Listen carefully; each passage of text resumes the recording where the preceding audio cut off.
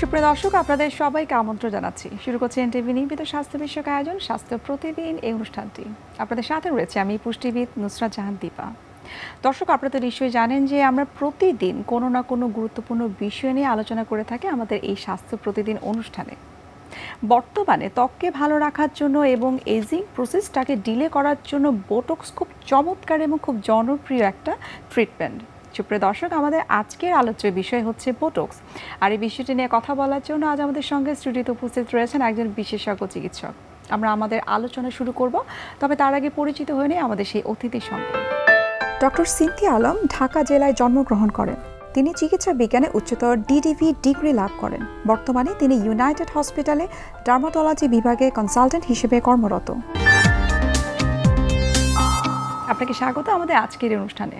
আপনাকে অনেক অনেক শুভেচ্ছা। বর্তমানে ত্বককে সুন্দর রাখার জন্য এবং তারুণ্যটাকে ধরে রাখার জন্য এবং অনেক দিন যেন এজিং প্রসেসটাকে আমরা ডিলে করতে পারি, সেটার জন্য কিন্তু বোটক্স খুব জনপ্রিয় একটা ট্রিটমেন্ট যতদূর আমরা জানি। সেই বোটক্স সম্পর্কে জানতে চাই, বোটক্স আসলে কি? বোটক্স জিনিসটা কি? এটা একটা বোটুলিনাম টক্সিন। হ্যাঁ, একটা টক্সিন। এটা কেন ইউজ করা হয়? এটা কোনো ধরনের ভাঁজ পড়লো, হ্যাঁ, এটা শুধুমাত্র ত্বকের যে ভাঁজের ক্ষেত্রে ইউজ করা হয় সেটা না, অনেক কাজেই ব্যবহার করা হয়। আমি আগে ত্বকের ক্ষেত্রেটা বলে আসি। ফার্স্টেই বলবো, ফেসের ক্ষেত্রে দেখবেন যে অন্যান্য জায়গায় ফোরহেডে লাইন্স হচ্ছে, হ্যাঁ, ফাইন লাইন্স বা হচ্ছে ডাইনামিক লাইন্স যেগুলো বলি, যেগুলো একটু কুচকে যাওয়া, সেই জায়গাগুলোতে যখন এটা দেয়া হয়, এই মাসেল মুভমেন্টটা হওয়ার কারণেই তো ভাঁজটা হয়। এটা রিল্যাক্স করে দেয় মাসেলটাকে। যখন রিল্যাক্স করে দেয় তখন এটা টান টান দেখা যায়। যখন টান টান দেখাবে তখন দূর থেকে দেখা যাবে যে আপনার স্কিন এখন যেটা ভাঁজ চলে যাওয়ার পর 10 বছরে কমে যায়। আচ্ছা, 10 বছর কম মনে হয়। তো এইটা হচ্ছে এই বোটক্সের ম্যাজিক। এই বোটুলিনাম টক্সিনের মাধ্যমে এটা অনেক বছর আগে এটা আবিষ্কার করা হয় এবং এই বোটুলিনাম টক্সিন বাইরের কান্ট্রিতে অনেক popular. Actor actress, Hollywood Bollywood actor অ্যাক্ট্রেসের ক্ষেত্রে তো এটা দিয়েই, কিন্তু বাংলাদেশে এখন অ্যাভেলেবেল। এখন এখানে শুধু অ্যাক্ট্রেস সেলিব্রিটি না, এটা ছাড়াও নর্মাল পিপল এটা করে। কেউ চায় না তাদের বয়সটা বোঝা যাক, বিশেষ করে মেয়েরা।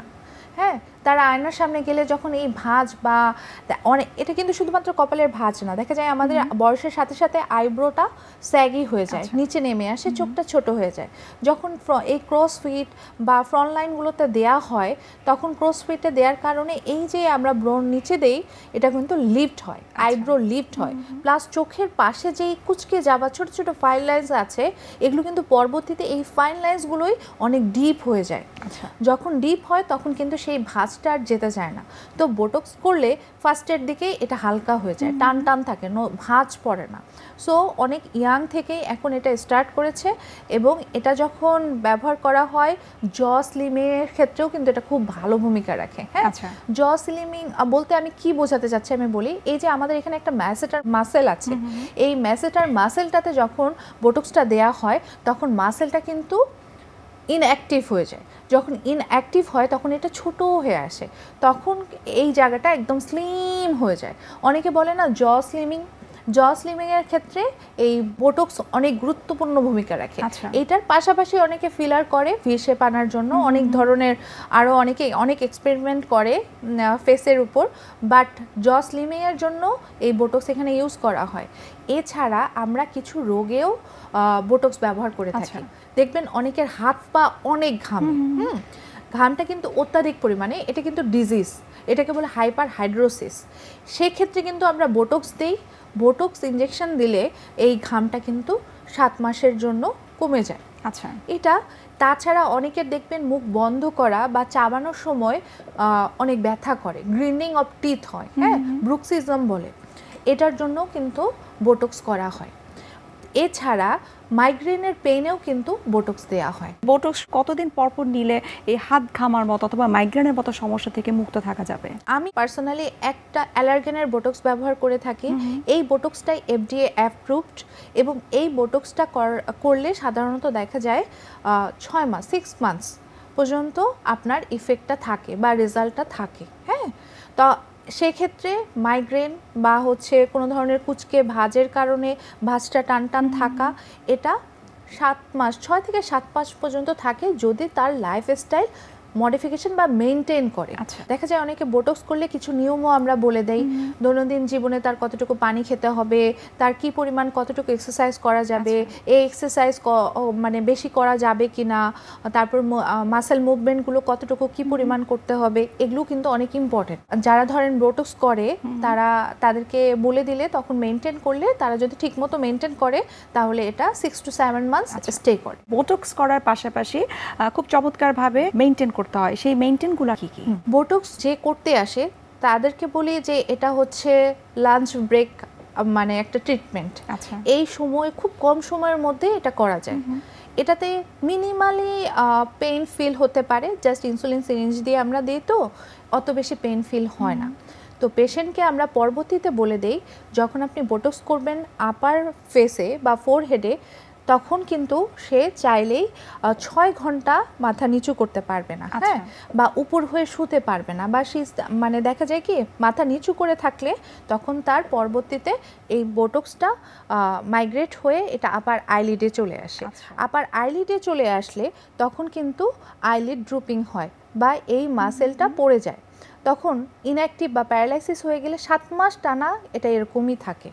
তো এই জন্য আমরা কিছু নিয়মের মধ্যে 6 ঘন্টার মধ্যে উপর হয়ে শুতে পারবে না, এবং হচ্ছে এই সময় টান টান থাকতে হবে, মাথা নিচু করে কোনো ধরনের কাজ করতে পারবে না, এবং হচ্ছে কোনো স্ট্রেনাস এক্সারসাইজ করতে পারবে না, জিমে যেতে পারবে না, বা এই সময়টাতে আমি বলি 48 আওয়ার্স সে জিমে অতিরিক্ত ওয়েট লিফটিং বা মানে এক্সট্রিম কোনো কাজ যেটাতে হচ্ছে তার বডি মুভমেন্ট থাকবে, এরকম কোনো কিছু থেকে বিরত থাকবে।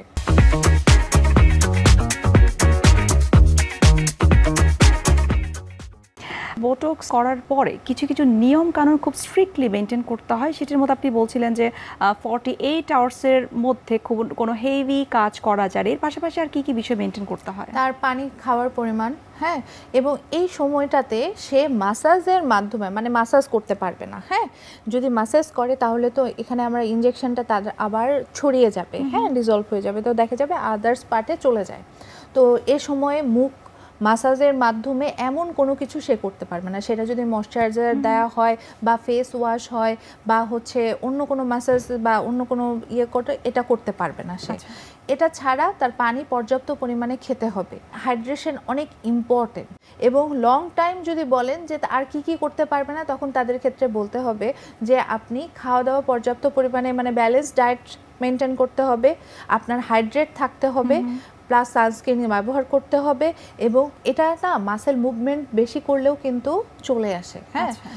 তো হচ্ছে একটা আমরা ওই জায়গাটাতে ট্রিটমেন্ট করার পরে যদি দেখা যায় ওই জায়গাটা বারবার নাড়ানোর চেষ্টা করা বা নাড়াতে হয়, তখনও কিন্তু আস্তে আস্তে আস্তে খুব তাড়াতাড়ি চলে আসে ভাঁজটা, তো ইফেক্টটা কমে যায়।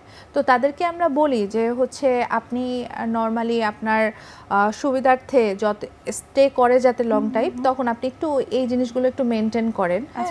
আবার অনেকে এই বোটক্স কিন্তু অনেকে গামি স্মাইল যাদের, হ্যাঁ, তাদের ক্ষেত্রেও কিন্তু করা হয়। এটা কিন্তু সেলিব্রিটিদের ক্ষেত্রে দেখা যাবে খুব কমনলি এটা করা হয়ে থাকে। এটা যদি নিয়ম মেনে সঠিক উপায়ে সঠিক কনসেন্ট্রেশনে করা হয়, খুবই ভালো রেজাল্ট আসে। আচ্ছা, আমরা এই বোটক্স নিয়ে আরও বিস্তারিত জানতে চাই আপনার কাছ থেকে, তবে তার আগে একটু দেখে নিব আমাদের স্বাস্থ্য প্রতিদিনের নিয়মিত আয়োজন কি খাবেন কেন খাবেন এই সেগমেন্টে। সুস্থ ও সুন্দর ত্বকের জন্য স্কিন কেয়ার রুটিন যতটা গুরুত্বপূর্ণ, ঠিক তেমনি প্রাণবন্ত স্বাস্থ্যোজ্জ্বল চুলের জন্য হেয়ার কেয়ার রুটিনের ভূমিকাও ততটাই গুরুত্বপূর্ণ। আমরা চুলের নানা রকম সমস্যায় ভুগে থাকি, যেমন ডাল ড্যামেজ, আনম্যানেজেবল হেয়ার, চুল পড়ে যাওয়া, চুল গজাচ্ছে না, চুলের আগা ফেটে যাওয়া, চুল লম্বা হচ্ছে না, চুলের বৃদ্ধি হচ্ছে না, এ ধরনের নানা রকম সমস্যা। একটি perfect hair care routine adopt করতে পারলেই আমরা কিন্তু এই সমস্যাগুলোকে অনেকখানি আনতে পারবো নিয়ন্ত্রণে, এবং সেই সাথে চুল থাকবে সুরক্ষিত। আমরা সবাই জানি যে চুলের ক্লিনজার হলো শ্যাম্পু, কিন্তু আমরা কি সঠিক শ্যাম্পুটি ব্যবহার করছি? শ্যাম্পু কেনার আগে দেখে রাখবেন যেন শ্যাম্পুর গায়ে লেখা থাকে এটি সল্ট, সালফেট এবং প্যারাবেন ফ্রি, কারণ সল্ট এবং সালফেট ভালো ক্লিনজার হিসেবে কাজ করলেও তা চুলের উপরের ভাগের যে কিউটিকল বা কেরাটিন সেটিকে নষ্ট করে ফেলে, পিএইচ ব্যালেন্সকে নষ্ট করে ফেলে, সেই সাথে চুলকে ড্যামেজ করে ফেলে এবং চুলে দেখা দেয় নানা ধরনের সমস্যা। যারা দীর্ঘদিন ধরে হেয়ার ফল বা চুল পড়ে যাচ্ছে তারা হেয়ার রিগ্রোথ শ্যাম্পু ব্যবহার করতে পারেন। যাদের খুশকির সমস্যা তারা অ্যান্টি ড্যান্ড্রাফ শ্যাম্পু যেমন জিঙ্ক, সেলেনিয়াম সালফেট যুক্ত কোনো অ্যান্টি ড্যান্ড্রাফ শ্যাম্পু ব্যবহার করতে পারেন। আর যারা দীর্ঘদিন ধরে চুলে নানা ধরনের কেমিক্যাল ট্রিটেড হেয়ার যেমন রিবন্ডিং করা, কালার ট্রিটেড হেয়ার, তারা কিন্তু মাইল্ড কোনো স্পেসিফিক শ্যাম্পু ব্যবহার করবেন যেগুলো এই কেমিক্যাল ট্রিটেড এবং কালার ট্রিটেড হেয়ারের জন্যই শ্যাম্পুগুলো তৈরি হয়ে থাকে। আমাদের ত্বকের মতো কিন্তু মাথার ত্বক এবং চুল এক একজনের এক এক ধরনের। যাদের চুলগুলো ড্রাই তারা নানা ধরনের অয়েল ইনফিউজড যেমন olive oil, coconut oil, coconut milk, argan oil infused কোনো শ্যাম্পু ব্যবহার করবেন। এবং যাদের স্কাল্প হচ্ছে খুবই অয়েলি, এভরিডে শ্যাম্পু ব্যবহার করতে হয়, প্রচণ্ড অয়েলি থাকে, গ্রিজি থাকে, তারা টি ট্রি অয়েল বা ল্যাভেন্ডার অয়েল, অ্যালোভেরা যুক্ত শ্যাম্পু ব্যবহার করতে পারেন। এরপরে আসছি চুলের ময়শ্চারাইজার, এবং আমরা সবাই জানি চুলের ময়শ্চারাইজেশনে সবথেকে গুরুত্বপূর্ণ ভূমিকা পালন করে ইজিলি অ্যাভেলেবল হচ্ছে তেল।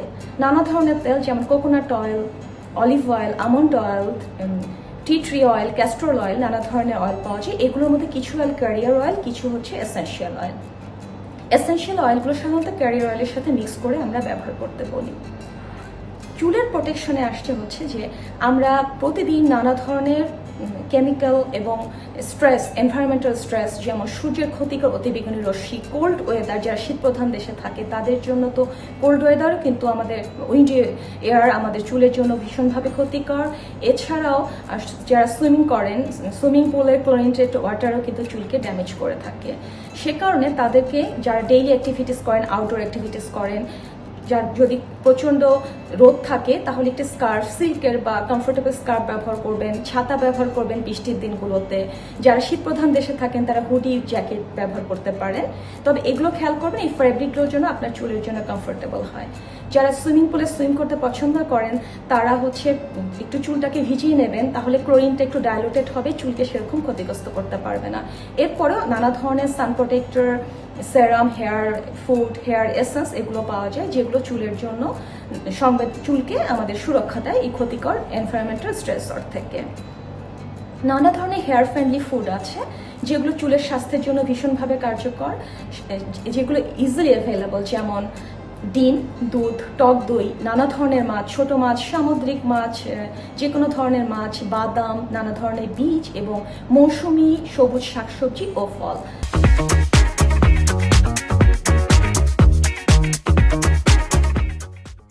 যেগুলোতে প্রচুর পরিমাণে হেয়ার ফ্রেন্ডলি নিউট্রিয়েন্ট থাকে, protein, vitamin D, zinc, vitamin A, C, E এগুলো থাকে, যেগুলো আমাদের চুলের ফলিকলকে নতুন চুল গজাতে উজ্জীবিত করে, স্টিমুলেশন দেয়। আর ডার্মাটোলজিস্টরা এই সকল হেয়ার কেয়ার রুটিন মেনে চলার পরেও যদি আপনার চুল পড়াকে নিয়ন্ত্রণে আনতে পারছেন এবং নতুন চুল গজাচ্ছে না, সেক্ষেত্রে আপনি অবশ্যই আপনার ডার্মাটোলজিস্টের পরামর্শ নেবেন। সাধারণত আমরা যেভাবে হেয়ার কেয়ার রুটিনের সাথে হেয়ার ট্রিটমেন্ট দিয়ে থাকি, হেয়ার অ্যানালাইসিস করে থাকি, হেয়ার এক্সামিন করে থাকি এবং পেশেন্টের একটা হিস্ট্রি নিয়ে থাকি, কারণগুলো খুঁজে বের করার চেষ্টা করি কী কী কারণে চুল পড়ছে। চুল পড়ার তো নানা ধরনের কারণ আছে, বংশগত, অ্যান্ড্রোজেনিক অ্যালোপেশিয়া, নানা ধরনের স্ট্রেসের কারণে চুল পড়তে পারে, আপনাদের লাইফস্টাইল, খাদ্য তালিকায় পর্যাপ্ত পুষ্টি এবং ম্যাক্রোনিউট্রিয়েন্টের ঘাটতির কারণেও চুল পড়ে, মেয়েদের যেমন আয়রনের অভাবে, এখন তো ভাইটামিন ডি এবং জিঙ্কের অভাবে চুল পড়ার পরিমাণ খুবই বেড়ে গেছে, কোভিড-19 প্যান্ডেমিকে স্ট্রেসের কারণে কিন্তু চুল পড়া বেড়ে যাচ্ছে। তো সেক্ষেত্রে কারণগুলো বের করে কারণগুলো সমাধানের চেষ্টা করি, হেয়ার অ্যানালাইসিস করি, নানা ধরনের টেস্ট আছে, hair pull test, hair prick test, trichometer analysis এবং নানা ধরনের ইনভেস্টিগেশন। এখানে সাধারণত আমরা B complex, zinc, vitamin D, iron profile এবং ছেলেদের ক্ষেত্রে মেল হরমোন প্রোফাইল এবং ফিমেলের ক্ষেত্রে ফিমেল হরমোন প্রোফাইল টেস্টগুলো করে থাকি, কারণ মেয়েদের কিন্তু পিসিওএসের কারণে এখন ভীষণ পরিমাণে চুল পড়ছে। এই সকল কারণগুলো দূর করার পাশাপাশি আমরা নানা ধরনের ট্রিটমেন্ট দিয়ে থাকি। যে সকল মাইক্রোনিউট্রিয়েন্টের ঘাটতিতে চুল পড়ে যাচ্ছে, যেমন ভাইটামিন ডি, জিঙ্ক বা বি কমপ্লেক্স, আয়রনের অভাবে যদি চুল পড়ে যায়, সে সকল সাপ্লিমেন্টের মাধ্যমে আমরা চেষ্টা করি যতটা ঘাটতি পূরণ করা যায়। এরপরও নানা ধরনের জিনসেন এক্সট্রাক্ট, সপালমেতো এগুলোর সমন্বয়ে হেয়ার স্টিমুলেটরি নানা ধরনের সাপ্লিমেন্ট পাওয়া যায়, সেগুলো প্রেসক্রাইব করে থাকি।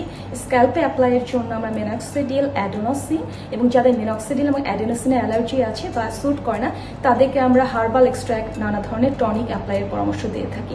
এছাড়াও সাথে অ্যাডভান্সড কিছু ট্রিটমেন্ট যেমন PRP, microneedling, hair filler, hair transplant, এই সকল ট্রিটমেন্ট দিয়ে থাকি এবং এগুলো আমাদের দেশে অ্যাভেলেবল। আর এগুলোর মধ্যে সব থেকে জনপ্রিয় এবং আমি পছন্দ করি platelet rich plasma PRP treatment.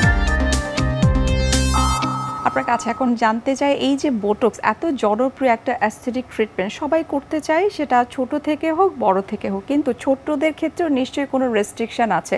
অর্থাৎ আপনার কাছে এখন জানতে চাইবো যে কোন বছর বয়স থেকে তারা করতে পারবে এবং এর খরচটা আসলে কেমন?